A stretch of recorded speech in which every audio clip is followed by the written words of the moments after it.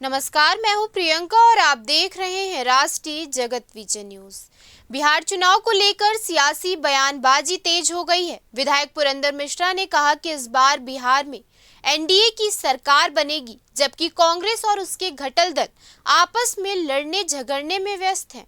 उन्होंने कहा, कांग्रेस अगर वोट चोरी की बात करती है तो कौन विश्वास करेगा। राहुल गांधी पर निशाना साधते हुए बोले, वो कमान संभालते रहे और कांग्रेस को कमजोर करते रहे। पुरंदर मिश्रा ने दावा किया कि उड़ीसा में भी बीजेपी की जीत तय है, क्योंकि मुख्यमंत्री के साथ वे वहां चुनावी दौरे पर जा रहे हैं। एसआईआर को लेकर उन्होंने कहा, ये निर्वाचन आयोग का विषय है, राजनीतिक दलों को इस पर टिप्पणी नहीं करना चाहिए। देश को स्वच्छ लोकतंत्र के जरिए मजबूत बनाना ही असली मकसद है। वहीं कांग्रेस कार्यकर्ताओं के नाम पर वोटर लिस्ट से काटने के आरोपों पर मिश्रा ने कहा, सिर्फ आलोचना करने से कुछ नहीं होगा। कांग्रेस के पास सबूत है तो वो पेश करें। सुनिए उन्होंने क्या कहा। निश्चित ही उसमें पहले भी एसआईआर का कार्य होता था। ये निर्वाचन आयोग का एक अंग का कार्य है।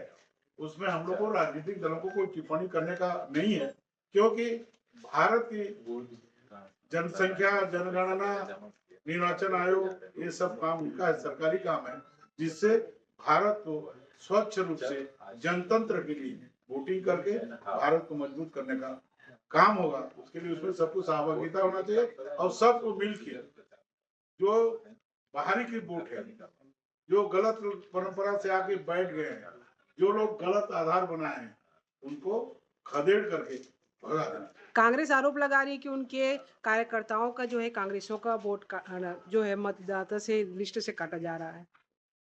तो बोलो ना, काटा जा रहा है तो बोलो ना, गलत कराओगे तो भुगतोगे।